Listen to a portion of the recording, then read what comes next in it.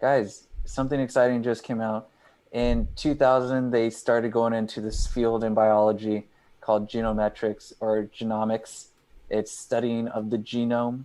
And just recently, on June 12th, the entire human genome finally has been sequenced. So the complete sequence of the human genome, that is just profound to me. Um, this includes a big portion of the missing 8% from the first draft of the genome. So if we think about like an X chromosome, that 8% lied right in the center of that cross section of the chromosome, which is called, and it's called a centromere. That right in the center part, and the centromere, and you know, these structures play a very large role in directing the chromosomes, and especially during replication, but they also connect things together. So that central part is like the powerhouse of movement and replication. So of course it would be complicated with technology from back in 2000, and now finally we get this new technology called the T2T, the telomere to telomere consortium. It came out and had finished the first truly complete 3.055 billion base pair sequence of a human genome. You know, 3.055 billion base pairs, that's a lot of data. That is a lot of data. Stupid You amount of know, data. and this is a human genome. You want to know what the fascinating part is? They didn't use human DNA. They didn't use anything that they use something that has the human genome, but it's not human. They used a molar pregnancy, and it comes when a sperm fertilizes an egg that does not have a nucleus.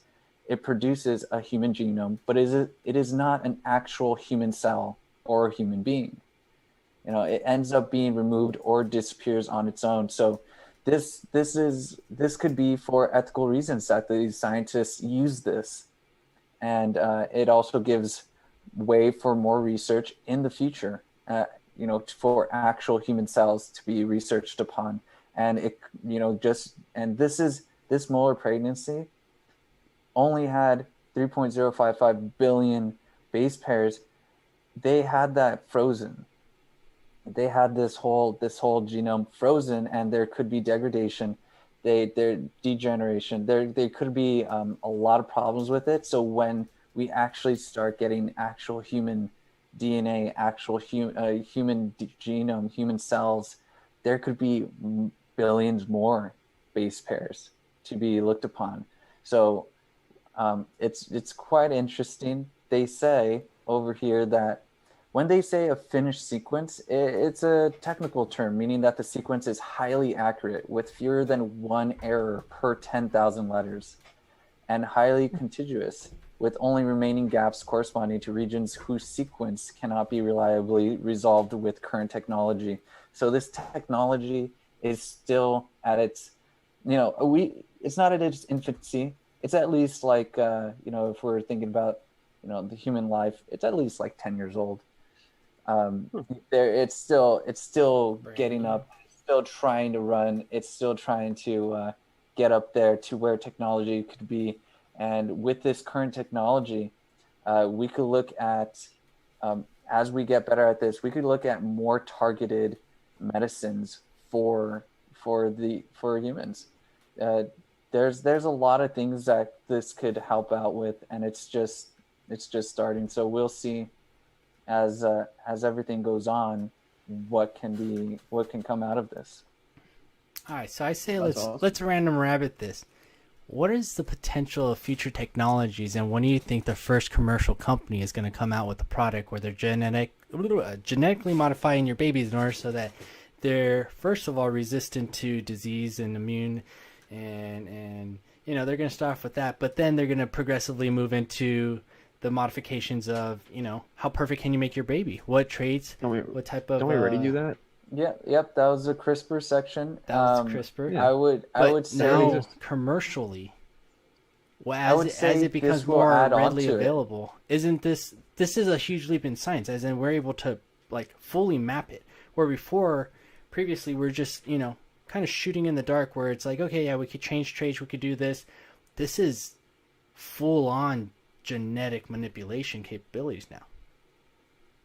Yeah, It's this whole section is on the science that comes out of this is what have the functions of the chromosome and which parts are the specific in specific regions do they help the body out, or more research is going to be done on the chromosome because the DNA genome, it is not it is a very complex structure, and the more we learn about it, the more functions we'll understand. And it's a black hole. It's like dark matter. We know still barely anything. We're skimming the surface, and once we know how these cells work, let me tell you, the next thing would be biological computers, creating your Ooh. own biological computer. That is where we say, well, we know how the human beings are made up of. We know what DNA is. We know what these processes are to make this whole system, this biological computer, move and think and act and breathe. How do you believe that that could play into our future? Then it would be ousting the human race. I'm sorry, why I saw you going. I That's a have huge topic right there. yeah, I have a huge like I said for CRISPR, the our attempts to stop what nature does and taking out natural selection has created, I think, a lot of the problems that we currently exist with of overpopulation and too much divisiveness, too much sickness, too much illness that passes from family to family. When you have dogs that are purebreds, they're bred within their own bloodlines. They develop a lot of different health disorders because they just keep passing them around, but their bloodline is pure, right? So it's acceptable, deemed acceptable by the people paying and justify the means. When you do it to human beings, you see ever-present continuations of illnesses and diseases that continue to pass down generation to generation. Now, that is a factor of us just creating better living conditions so that we can all survive longer and we don't let nature kill off those of us that are quote unquote weaker than the others, right? Again, no, there's no morality here. This is strictly by the rules of nature. When you can take away severe illnesses, I think you would be able to. I think you could find some positive benefits there. I think it will also just act against nature, and you will create a species that just lives on forever and ever and continues to take up more resources and destroy other animal species. I think right now in North America, they say there's like 1,000 bird species that are in danger of and need to be protected because of climate change, because of our losing area to actually nest and be, because we just buy everything and turn it into a fucking parking lot, for people to live in, because there's so many bodies, we got to put them somewhere. And I think that once you get to the world where you just start changing features about people because you don't like that or you want them to look this way, I mean, I think you've stepped into a world of vanity. And I think the problem with that is not like, oh, vanity's evil. It's you get to a point where people no longer care about anything but themselves and their own. They don't care about their countrymen. They don't care about the future of the world. They don't give a shit about anything but themselves, making sure they're perfect and their bloodlines live forever. And that is generally how we create empires that are power vacuums. Dynasties. Yeah. Well, and everything we know from dynasties, they're good, but they're not the greatest things in the world. That's why there's different dynasties, because they don't last. All right, Right. let's take And- this a little deeper. Oh, sorry, White, go. Oh no, and I was just gonna say, it's. I think it's really just a question when it comes to biological computers. Yes, bring it I back. think that it's one of these things where, again, people are so excited at the thought of how far we can go and how much money they can make that they don't realize that some of the things we create, they're not morally wrong, they're not ethically wrong, they're not spitting in the face of any god. None of these fucking nonsense arguments. It's the concept of, when do you invalidate your own species? Your own And in doing existence. so, if you invalidate enough of, let's say, the lower classes of people who do all the work, you're effectively saying, well, we can only live in a society where these are the higher ups, and then we create a system to maintain itself, but we don't need that many people anymore. And I think it's reckless because we are not, and only I think it's only reckless because of how fast it goes. Because everyone's so excited about the evolution of technology, they don't realize the rest of culture and society in the world can't keep up and isn't keeping up. So if we get to a point where we're at this technological level where nobody else can keep up in terms of intelligence or maintenance and just generally everybody's far behind, do you not just speed the world back in time, back to a time when you have massive poverty and massive inequality, even more so than you have today? Because people want to, look how smart I am. Look at this crazy thing I invented to help mankind. Well, so far by my measure, a lot of technology has done much harm and detriment to mankind, psychologically, physically, emotionally, relationship related, professionally related, psychological illness related. So I think that our dependency on technology is going to be the thing that inevitably forces the human race to have a reset, because we won't be able to live with it if it ever goes away, or we will create a technology so great that it literally makes us obsolete. So we kind of put ourselves between a rock and a hard place where if we turn it off, we're fucked. And if we keep letting it grow until it invalidates us, we're fucked. We need to find some middle ground, and we need to figure out a way to invest in getting people to be smarter, to be capable of maintaining these systems, capable of finding jobs and positions and ways to keep the human race going without just replacing everybody with a machine. So, Okay. or Now, AIs, let's or bring biological on computers. let's bring on a little creativity and imagination. Now, they said that they had coded the first hello world right into the DNA. I mean, I imagine if you can understand a structure, you understand how to manipulate it and use it, then programming it is just a matter of interacting and manipulating that object. I mean, if you can figure out the sequence as a code, and you can read a language to actually understand its translations, I imagine you could do something like that. And where does this take us in the future? Now, if I can imagine where this could even But when you possibly say "hello progress. world," what do you mean? Like, what do you mean by they programmed it in? Like, what does that mean in this context? Like, they wrote it on there, or they They sent data programmed it in. equivalent I to it? believe it was a DNA cell that, yeah, within it, they programmed DNA. I thought I grabbed the article that said it, but this one just says it was an editing used to store data. So they just stored the data of Hello World. I Now, mean, I guess the common argument here would be like, well, we get to a point where we don't need to learn anything anymore. We just beam information into our brains, and that's why I continue to say the dependency is a problem. Like when you stop, like when you take, let's say a supplement, you overdo a supplement, your body stops making the thing that your supplement is producing. Like when you take, if you're ever working out and lifting, you take creatine, right, to help as to build muscle.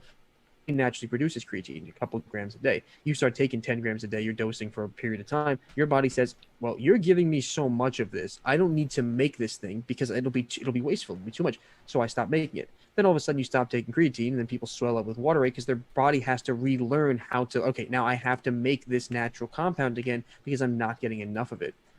What happens when you raise a society where knowledge is not earned? Knowledge is just given. It's just poof, data in your mind. What happens to people? What happens to our ability to think? Because if those lights turn off, or if you're not able to gain access to that, will you still be able to even remotely compete in the world? Or will you be Well, one of those people who works in a dystopian mind? if everyone's smart, I would suspect that a lot of people will just stop being ignorant and actually try and, I don't know. When you think about someone being smart, that's subjective. You can be smart at anything. But Yes. have you ever been on hopped up on caffeine?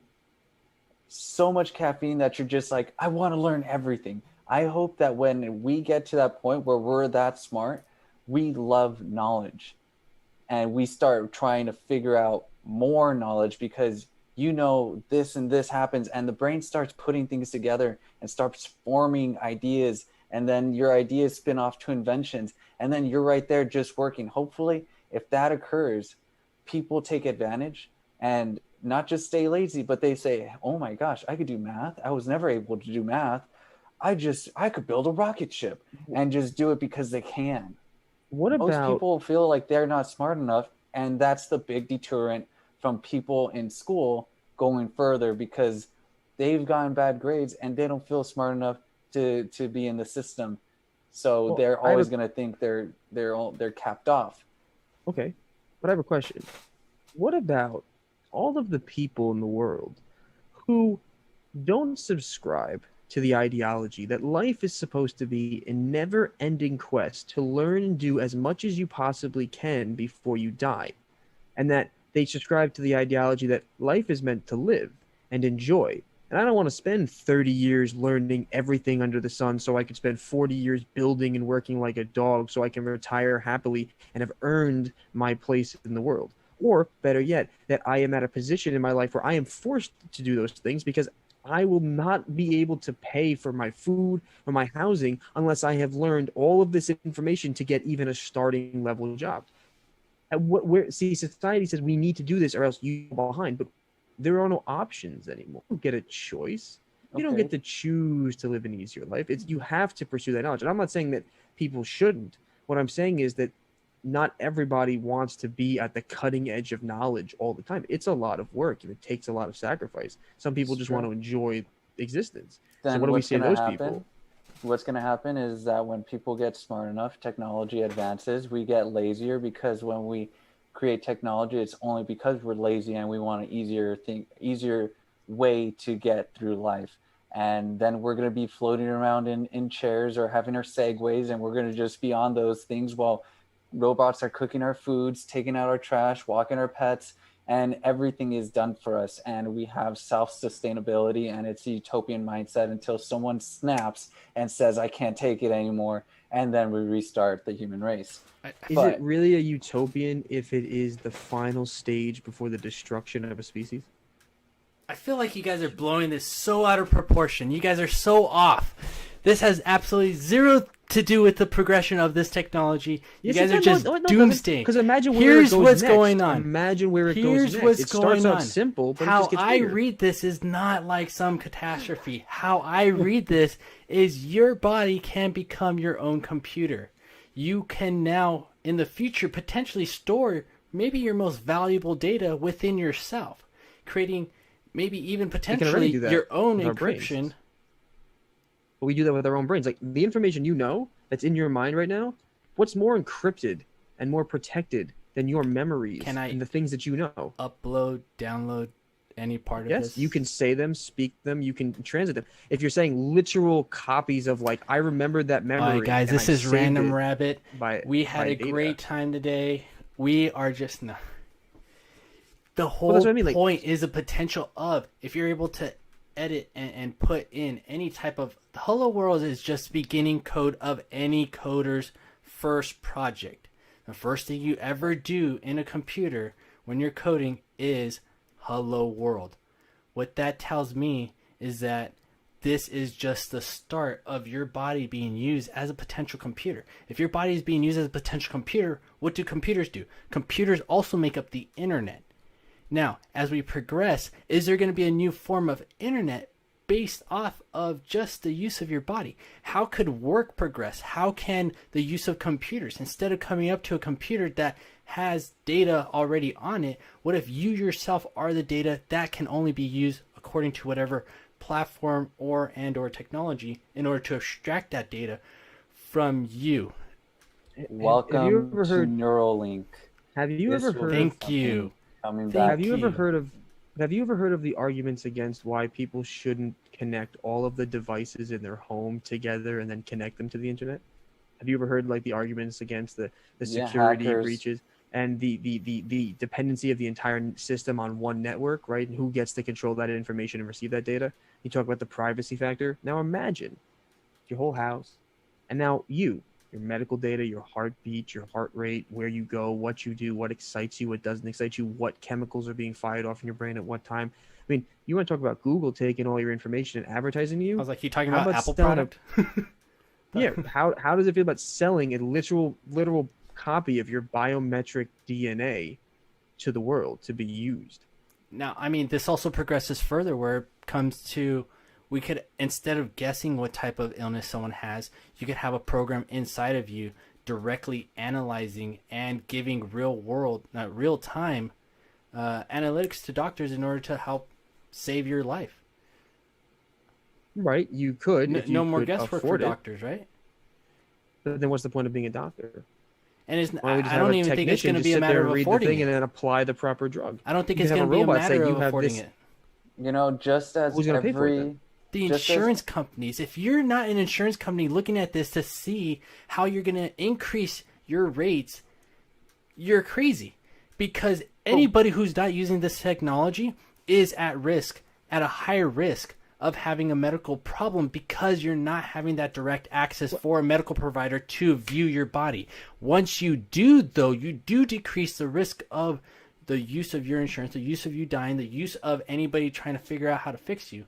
Because You're now, taking out human error. That's what it is, right? and Wait. and there's money in that. Right. But what All right, right. So there's money in let's this. go back. There's some money in this idea to put a sensor inside the body to monitor your vital signs, right? But you said an insurance company to increase their rates to prepare for this. No, not to prepare. As in, if What? you Why have would they someone increase who the rates? has this, let's say, a code that's associated to the insurance, that's associated to the doctor who they're under, right? Your provider. You accept this software or however it be encoded into your body so that they could then take that analysis and give it to a doctor.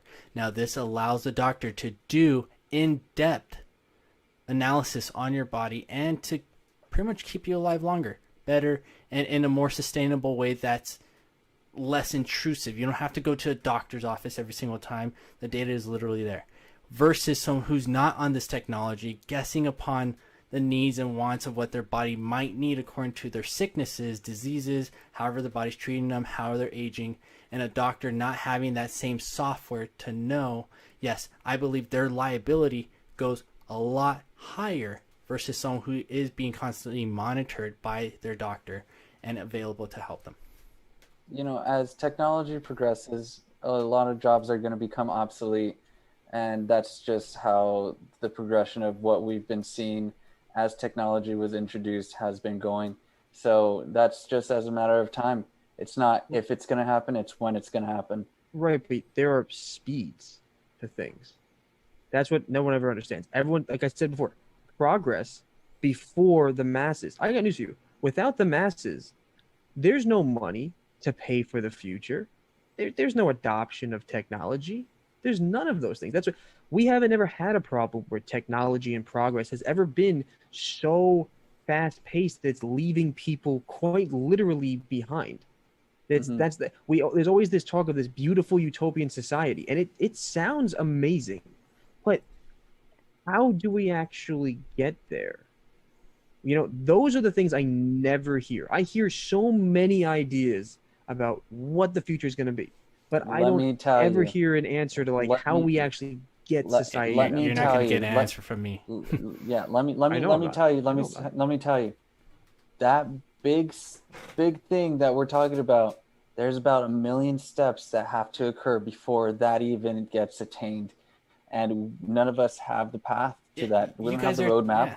You guys are 1 million steps ahead, where I'm saying in the next 500 to 1,000 steps, we could be seeing some pretty amazing things. And the application of this technology doesn't necessarily need to lead to a utopian society. A utopian society is just one of those in a perfect world, under perfect circumstances, when everybody is on the same exact page, we can have this utopian society that can then, use every single scientific, the laws of physics perfectly. They can map the whole human genome. I'm not here for that. I'm here to tell you how people are going to potentially make money off of this. I don't care about utopian societies. They don't exist. They will never exist. I'm telling you, capitalism exists, and that people are going to use the crap out of this in the way to make money. And my first example is just going to be insurance companies. Second is going to be, the commercial. I feel like an insurance company wouldn't really want to touch this because it puts so much liability. If anything happens to that device inside your body, they're paying out premiums. Oh my goodness, that's a weak argument. That has absolutely nothing to do with its ability to function. Right now, we're saying that the cells itself have the ability to store the data. You're saying that the cells, if they fail, that means your body fails, right? Then you're screwed. You're dead. That has absolutely nothing to do with the software. Generally, that has everything to do with. And let's say your body is failing. Let's say if Jeremy died because he did this, would you not be suing all the companies and people in the supply chain that said this was a great idea, you should do it and pay us to have premiums for it? All I'm saying is putting a print function in. That's it. I don't know how that. Have you ever had a print function crash your computer? No, but I have also never coded. We've also never really coded human beings, which aren't computers. They're fundamentally different for many, many reasons, which is why we try to build AI first. See, on one hand, we're trying to build intelligence, and we're trying to build biological coding at these different intervals. But my question is, I always hear about all the potential. Everyone's like, "Oh, why you're such a pessimist?" Because look at all the potential. How is it possible that all roads only point up? How come roads can't point down? How come in human history, for some reason, when we look back on it, we always think like the only possible future is better? There's never going to be a downturn. There's never going to be mass problems. It's never going to happen. That's what bothers me. We always talk from the perspective of the future is always possible. Look at all these amazing ideas, but no one ever talks about. But what happens if like it doesn't work? What happens if these other problems do get bigger? What happens if we never get to that point? And I was like, no, that's stupid because technology will always evolve and it will always get us to that point. And no matter what, money will always win out. You But want to as know we're why? seeing, Why? It's because You're of not an Moore's inventor. law. No. It's because of Moore's law. It's the advancement of technology. Moore's law got It blown is, out of the water. you know, Like right, I this understand is that. this is what it's how did Moore's law get blown out of the water? the progression of chips, I believe it accelerated at a certain pace that was too accelerated, and then it stopped, I believe, because like utility or even like our resources can't compete up with Moore's law. Like there does come a time where Moore's law fails, and like that's Mm-hmm. Moore's law got blown out of the water a while ago. So Perfect. would That's you say actually that what it is. society, would you say that the society now, like we've gone a couple hundred years, would you say that the point we're at now is a good, stable position? No, never. So Why then would so I? then, I'll never claim that society will ever be at a stable position. okay, right. So then but if we can't get society, like what I'm saying is I don't disbelieve that we can have a wonderful future like this. I just believe that we won't be able to achieve it in a reasonable amount of time and that there are going to be side effects that we really don't ever think about. The number of jobs that we lose, but we don't actually cover them because we don't balance policy and innovation. We just innovate for profit and then everything else just kind of, you're either a winner or you're a loser, Yeah. right? You're either a winner or you're a loser. But the problem is that the winners of today only exist because of all the losers at the bottom who buy and sell and produce and take part in the system. I think a lot of people don't understand without all of that, there really isn't this big innovation. There isn't all this big money. There isn't all this big technological advancement because there isn't that much capital and resources or the means to produce and gather materials needed to actually do it. There's a balance that needs to be struck that I think we just stopped caring about because we figured we have enough money. Money will solve all the problems. Money and technology will solve everything. But money is a way of buying production and manpower, which is a way of getting the materials needed for the smart individuals to actually be able to build these things, which can then be sold to continue to make money as society improves. If you flip that balance, eventually technology and money will only get you so far, and then you'll kind of just run off the rails, and you won't have anything to catch you on the way back down. This is all for them coding data into. No. This is what you asked. What the future thing is, and that's why when Oh. I argue about the future, I look at the path not from necessarily like I don't look at it from the path of like what it could be. I try to figure out, okay, I want it to go to that place, but how do we get there? And then I say, what about this? What about this? No one ever talks about how we go from A to B. Everyone talks how we go from A to Z and say, just hope in it, man. That's the rules of nature. We're just gonna get to Z. Doesn't matter how. I don't know the answers, but we're gonna get there. But I'm like, yo, I want to get to B, and then I want to get to C, and then I want to work my way to Z because I would love to get to Z. Hey, But how Wyatt, do we get to B? Wyatt, you have 24 hours to go into a rabbit hole and discuss this whole A to Z plan because I it's don't going know to the take answer. I don't know that the much that it's going to take that and more to figure that stuff out. And I am going to be peacing out soon, guys. All right, let's just finish off with this final thought.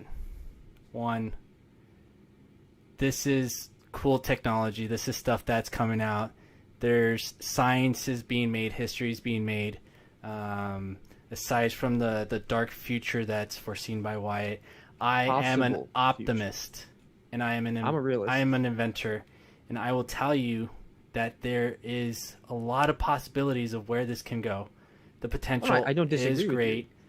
To be scared of it, it's way too early.